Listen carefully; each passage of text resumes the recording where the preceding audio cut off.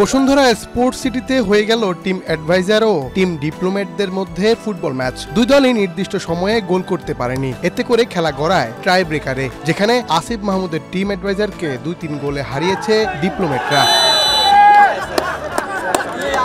খেলাপ্রিয় দেশ বাংলাদেশ, আর সেখানে দেশের বড় বড় সিদ্ধান্ত যাদের মাধ্যমেই আসে তারাই এদিন মাতলেন ফুটবলে। বসুন্ধরা স্পোর্টস সিটির কিংস একাডেমির মনোমুগ্ধকর পরিবেশে এদিন হয়ে গেল টিম অ্যাডভাইজার ও টিম ডিপ্লোম্যাটদের মধ্যে ফুটবল ম্যাচ, যেখানে ছিল টান টান উত্তেজনা। যুব ক্রীড়া উপদেষ্টা আসিফ মাহমুদ একই সাথে সামলিয়েছেন একাধিক স্থান, কখনো ডিফেন্ডার আবার কখনো স্ট্রাইকারের রোলে দেখা গেল তাকে।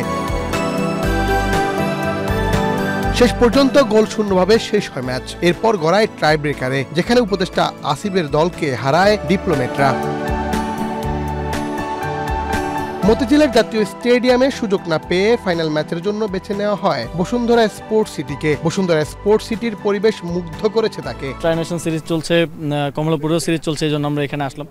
বাট এখানে পরিবেশটাও ভালো, ক্রাউড নেই আশেপাশে, খোলামেলা জায়গার মধ্যে। আপনারা জানেন যে আমাদের এটা ডিপ্লোম্যাটদের সাথে থার্ড ম্যাচ। এটা প্রথম উদ্দেশ্যটা ছিল কূটনৈতিকদের সাথে অন্তর্বর্তীকালীন সরকারের একটা অফিসের বাইরেও একটা সুন্দর সম্পর্ক আমরা বাইলেটারাল করে থাকি, বাট এর বাইরেও একটা বাইলেটারাল ম্যাচ বা সিরিজ করা। তো আমাদের টিম ভালো খেলেছে, কিন্তু টাইব্রেকারে আনলাকিলি আমরা হেরেছি যদিও। এদিকে বাংলাদেশ ফুটবলে ফিরেছে সোনালী সময়, সেটি চোখ এড়ায়নি ফিফা প্রেসিডেন্টের। সেই বিষয়েও কথা বলেন আসিফ মাহমুদ। শেষ প্রশ্ন, যে ফিফার প্রেসিডেন্ট দেখলাম যে একটা ভিডিও বার্তা দিয়ে কথা বলছিলেন যে বাংলাদেশের জন্য অপেক্ষা করছে। আসলে এই যে আপনার আমলে আসলে বা আপনি দায়িত্ব নেওয়ার পরই আসলে এমন একটি মানে গ্লোবালি আসলে ফুটবলটা, বাংলাদেশের ফুটবলটা ছড়িয়ে যাচ্ছে, এটা কেমন লাগছে? আসলে বাংলাদেশের ফুটবলটা গ্লোবালি সেলিব্রেটেড হচ্ছে বাংলাদেশের ফ্যানদের জন্য, এবং বাংলাদেশের ফ্যানরা তো আমরা দেখি যে হামজা বাংলাদেশে আসার পরে লেস্টার সিটির ফলোয়ার বেড়ে গেছে বাংলাদেশের ফ্যানদের জন্য।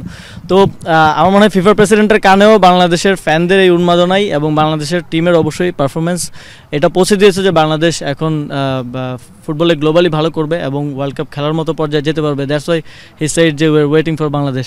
সো ইনশাল্লাহ আমিও বলতে চাই যে we are focusing to be in the world cup. ফুটবলকে এগিয়ে নিতে সব ধরনের সহযোগিতা করা হবে বলে জানান বাংলাদেশ বিনিয়োগ উন্নয়ন কর্তৃপক্ষের চেয়ারম্যান আশিক চৌধুরী। না, এইটার উত্তর তো আপনারাও দিতে পারবেন যে আপনারাও যেরকম আমাদের মতোই দেশে ছিলেন এতদিন, কিন্তু দেশে এই কাজটা হয়নি। আমরা অলরেডি আসিফ ভাইয়ের সাথে আমরা দুজন একসাথে কাজ করছি। ইভেন যদি পিপিপি মডেলেও সম্ভব হয় যে একটা ভালো স্পোর্টস কমপ্লেক্স তৈরি করে দেওয়ার জন্য, ইটস নট অনলি স্টেডিয়াম, কারণ স্টেডিয়াম তো একটা জাস্ট খেলার মাঠ, বাট তার পাশে কিন্তু আরও পুরো একটা ইকোসিস্টেম থাকে। তো এই কারণে ওনারা পূর্বাঞ্চলে জায়গা চেয়েছেন। আমরা চেষ্টা করব যে এটার একটা ইনভেস্টমেন্ট কেস, একটা বিজনেস কেস তৈরি করে যাতে এটাকে নার্চার করে আমরা আসলেই এটাকে ডেলিভার করতে পারি। কারণ এরকম প্রচুর পরিকল্পনা হয় বাংলাদেশে, তারপরে আর বাস্তবায়ন হয় না। তো এবার আমাদেরকে চেষ্টা করতে হবে যাতে ঠিকভাবে বাস্তবায়িত হয়। সব মিলিয়ে ক্রীড়া উপদেষ্টা জানিয়েছেন সবারই কাজের মাঝে মাঝে খেলাধুলোতে সময় দেওয়া, এতে করে সম্পর্কের গভীরতা বাড়ে। মুন্না চন্দ্র দাস, বাংলাদেশ প্রতিদিন।